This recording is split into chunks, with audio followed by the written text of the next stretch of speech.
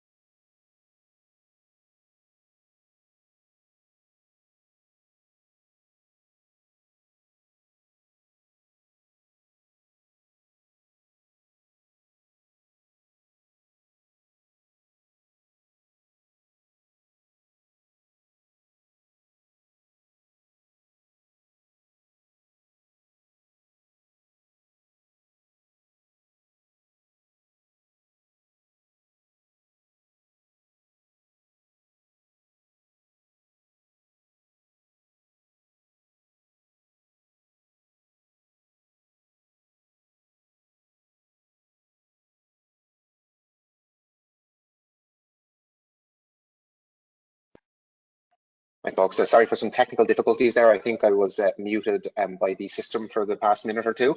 I was just saying that today's webinar is being recorded, and for those of you who can't attend, hopefully you'll be able to watch this on replay. And the slides and the recording together with the handouts will be made available to all attendees after today, and you should be able to download on the right hand side in the handouts box those handouts right now. We will also be running a number of polls during the presentation, and I would encourage you to engage with and answer as many of them as possible. So on to today's webinar. Well, given today's cybersecurity threat landscape, the need for robust cyber resilience capabilities in your organization and all organizations is more prevalent than ever before. How prepared are you to prevent, detect, respond, and indeed recover from a security incident or an attack? Well, to give us their expert opinions on strengthening cyber resilience capabilities through purple teaming and incident response exercises, I'm delighted to be joined today by my colleagues Muwath Sharawi and Sean Crowley. Muwath is a global practice lead for network testing here at BSI Cybersecurity and Information Resilience and has almost a decade's consulting experience as a pen tester, leading and delivering all types of security assessments. Sean is a practice manager in the cyber risk and advisory practice of BSI and is an experienced information security, risk and compliance professional with more than 15 years experience in a variety of roles, including InfoSec, operations, system admin, software dev, data protection, and electronic discovery. So as a final reminder, please submit any questions for our panelists using the Q&A or the chat functionality on the right-hand side. And without further ado, over to you, Moa. Please take it away.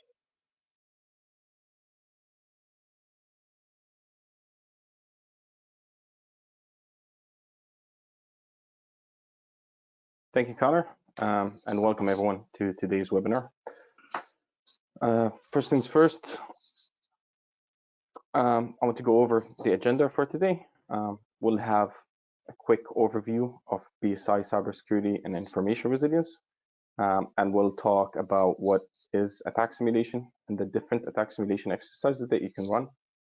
And then we'll talk about Purple Team and incident response tabletop exercises in more detail. What are they? Why and how you would go about running them, and how can you make the best out of those exercises by incorporating them into a continuous program. At the end of this webinar, we'll have a Q&A session, as my colleague Connor said, so please do submit your questions. So as a quick overview of BSI, we're a global organization. Our purpose is inspiring trust for a more resilient world. We currently service around 86,000 clients of all sizes across 193 countries, and we have 76 offices globally.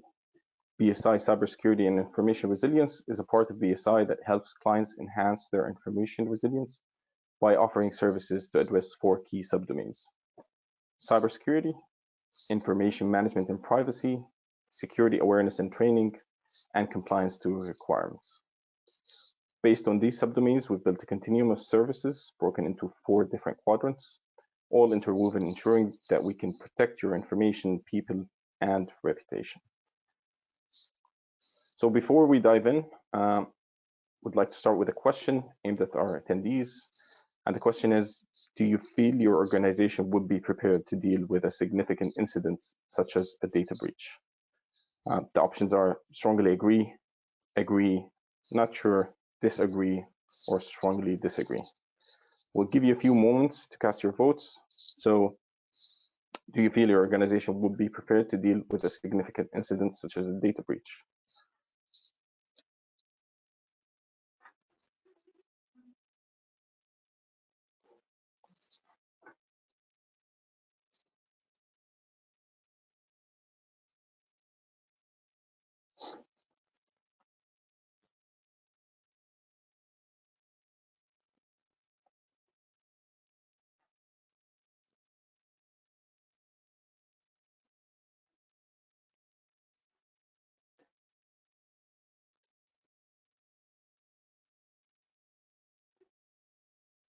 All right, let's see the results.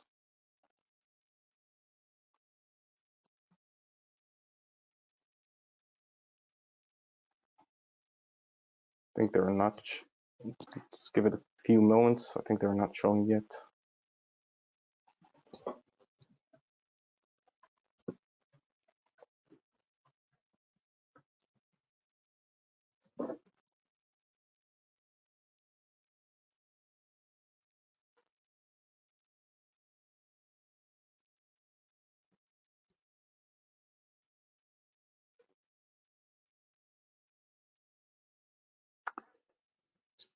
Okay, I think we're facing some technical issues here. The results are not showing, so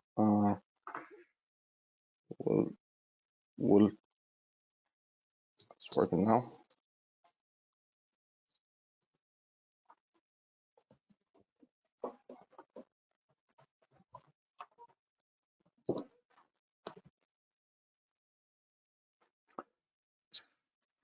So I can see the results now.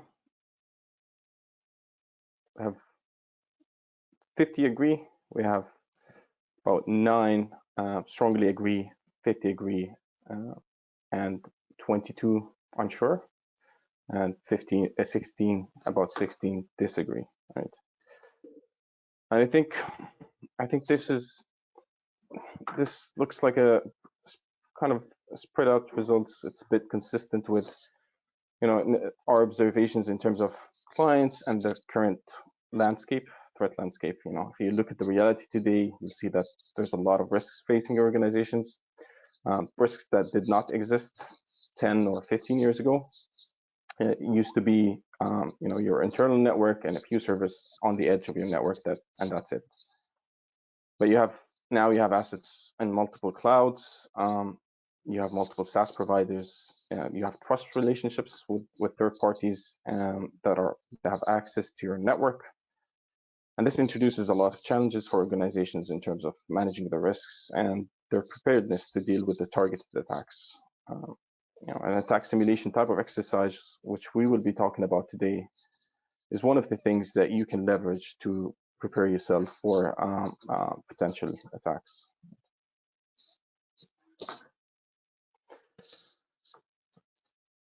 All right, so and this kind of ties in into the current threat landscape, which is that we're still in 2021 and it's still the same old story.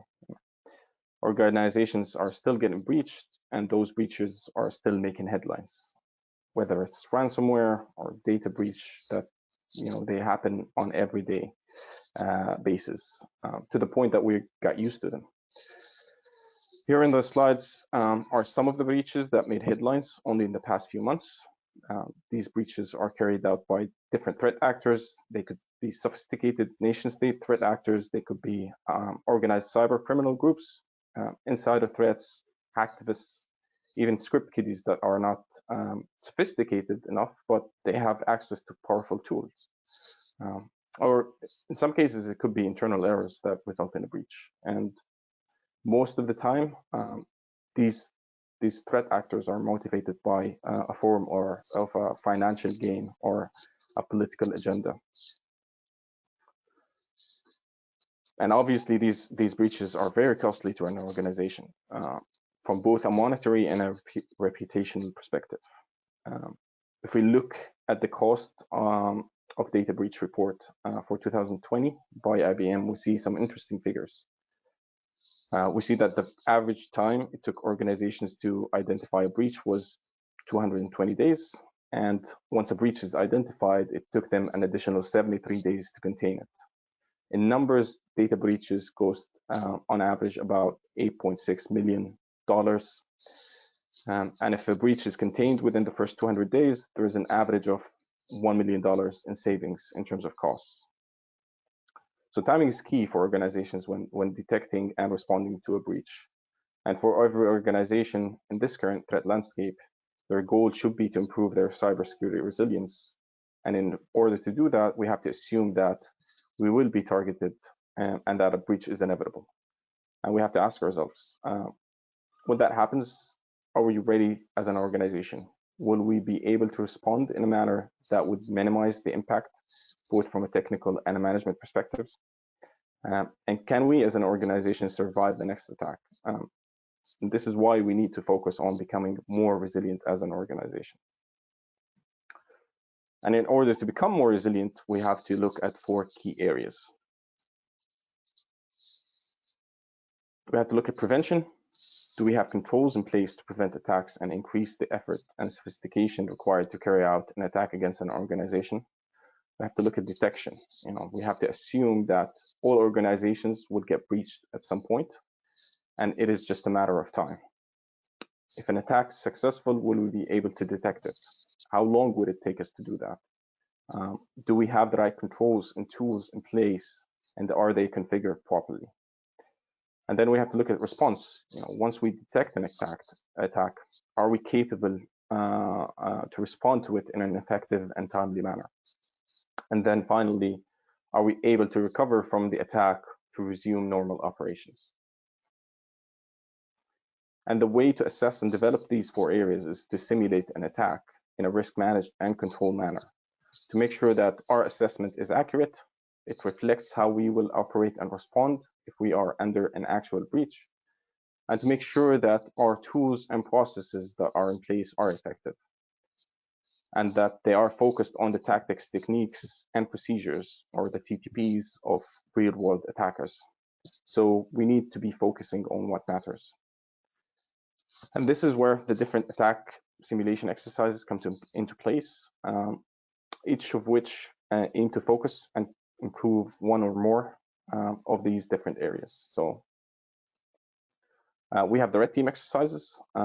These are offensive exercises that are objective driven, and they simulate a real world attack against an organization. This is done across multiple domains, and it mimics the tactics, techniques, and procedures of real world malicious adversaries. The goal here is to assess and identify gaps in an organization's ability to prevent, detect, and respond to attacks.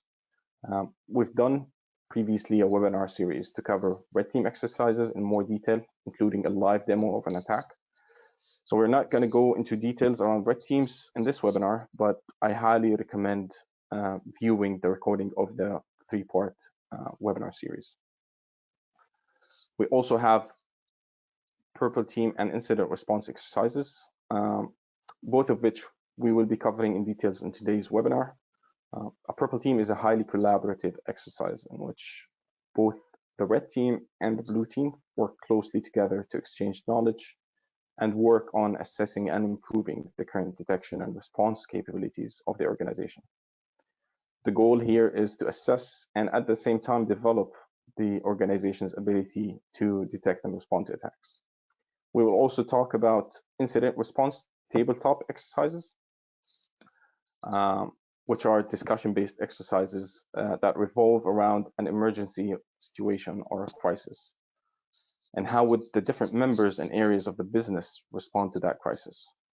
This is usually less technically focused than a red team or a purple team, and the goal here is to test the organization's incident response plan and determine its effectiveness. But before we go into the details of purple teams and incident response exercises, I want to briefly talk about security testing maturity and the different levels an organization can be at. This is important because it lets us know the type of security testing you should be conducting at the level that you are currently at. If you still do not have a security baseline of your environment in terms of patching and assets, or you haven't been carrying out regular penetration tests against your organization, then there is little point to carrying out an attack simulation exercise, as you should be focusing on the basics first. So what level is your organization at? In order to help organizations assess their current level, BSI has created the Security Testing Maturity Framework. It clearly articulates where you are and where your goals should be.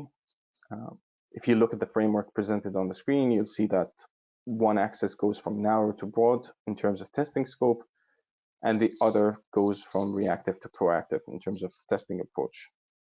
And based on that, you'll have 3 levels of maturity.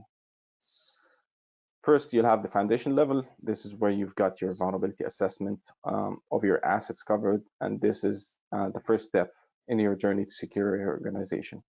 And it creates an initial baseline for you to build upon.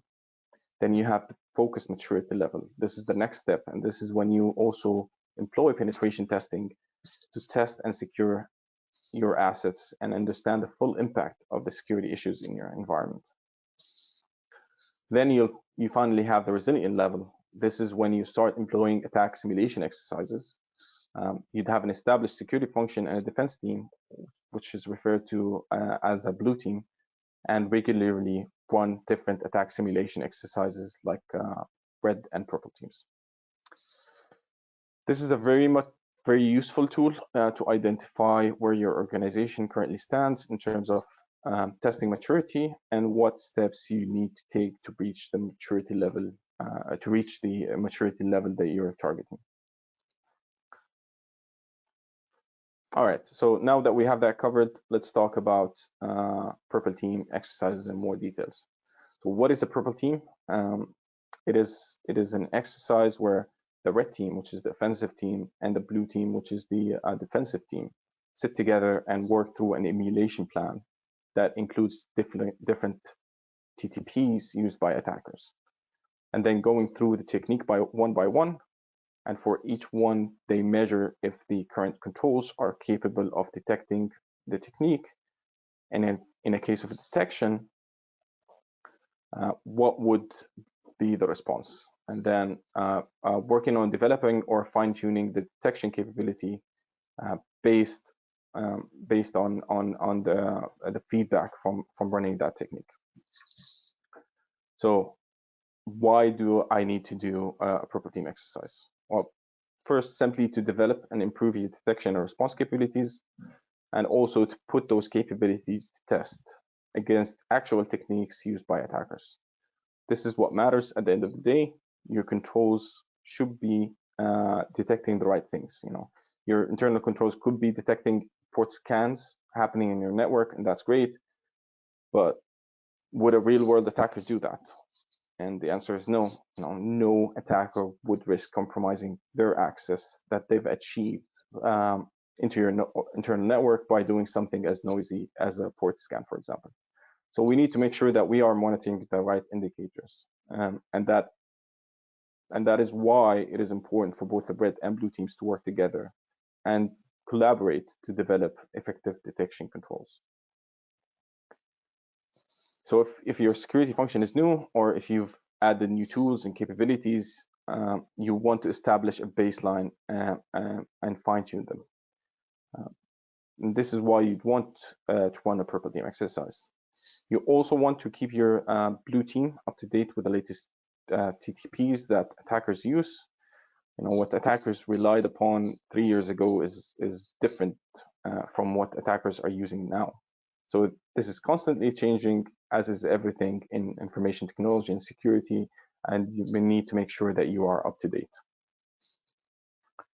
Okay, so how would you run a purple team exercise? Right. First, you need to establish the goals. Why are you doing the exercise? What do we want to achieve? And what do we want to evaluate and measure? Are we establishing a security baseline for our new tools and fine-tuning them? Are we assessing our current controls against certain threat actor? Are there certain areas we are concerned about or want to focus on? Or are we looking to keep our blue team up to date with the latest TTPs? Based on that, we can take the output of a red team exercise or an threat intelligence gathering exercise, and use it as input to formulate an emulation plan that we can use for the exercise as the basis for the exercise. So, as an example, if our organization is in a certain industry, shipping industry, for example, and there is a threat actor who's known to target organizations in that industry, and that threat actor has been active recently, and we are concerned that we will be targeted, and rightly so. We want to make sure that we have the required capabilities and controls to detect the known techniques used by this actor.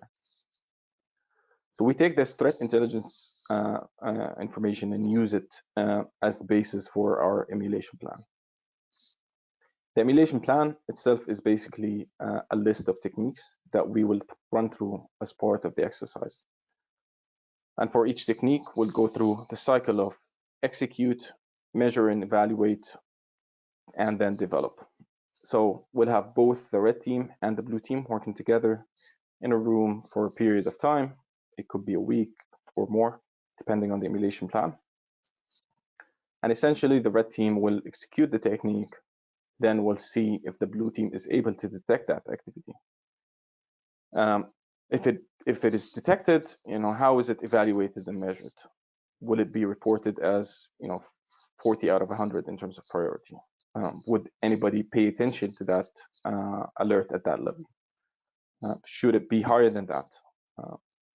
And in case the activity is not detected, do we actually have tooling in place that is capable of detecting this? If so, we need to develop the detection capability. We need to develop the detection capability that we have to be able to detect that technique. And then once we've done that, we run through the cycle again to make sure that the new developed technique is now able to detect and raise the appropriate alert. Right? So as an example, if one of the threat actors that we're concerned about uses scheduled tasks to persist on any endpoints that they've compromised, as part of the exercise, the red team will establish persistence through the creation of a scheduled task. Then the blue team will see if the blue team is able to identify and detect this activity using the current controls in place. If it was detected, look at the alert level. What weight is assigned to it? In a normal setting, would the blue team even notice that action or alert? And then how would the blue team respond to it, right? And if it wasn't detected, then the red and blue team will work together to develop detection capability for that technique, and then again rerun through those steps to make sure that the result is expected now. At the end of each exercise, there'll still be gaps in areas where the current tooling, procedures, or people cannot address. Those should be noted and addressed for future exercises. And then the outcome of the exercise will be a report that details the exercise, techniques, and the results of the detection and response capabilities for each technique, and any improvement between before and after any developed or fine-tuned capabilities. So what are some common mistakes that we see when conducting a purple team exercise? The first one is not having organizational buy-in. You need everyone that will be involved in this exercise to be on board and to realize the value that this type of exercise can bring. This is a big investment in both time and money. People from both teams will be spending a week or 2 weeks together collaborating, and unless everyone is fully invested in the exercise, you won't be able to get the most value out of it and out of the people involved. You also need to ensure that you have the right people for the whole duration of the exercise. If, for example, some parts of the emulation plan will test aspects in relation of command and control traffic, and the network engineer or the person responsible for the firewall is not available for the exercise, then it wouldn't be possible to finish that part of the exercise. Another major point is that the blue team would need to know what controls are currently in place. A full list of controls and capabilities operating in the enterprise and their purpose is required, right? If we don't know about the tools that we have, then we won't be able to assess them, configure them, or fine-tune them. And finally, the goals and the emulation plan need to be realistic and achievable within the allocated time for the exercise. If the plan is too broad, then you won't be able to cover it, and you'd lose focus, essentially setting up yourself for failure. And before we move on to incident response exercises, I want to highlight some of the differences between a red team and a purple team exercise. The first difference is that the red team is an actual team of people. It is the offensive team that carries out red team exercises or attack simulations. While a purple team is not an actual team in itself, it's a concept that refers to the collaborative exercise between both red and blue teams. The other difference is the involvement of the blue team.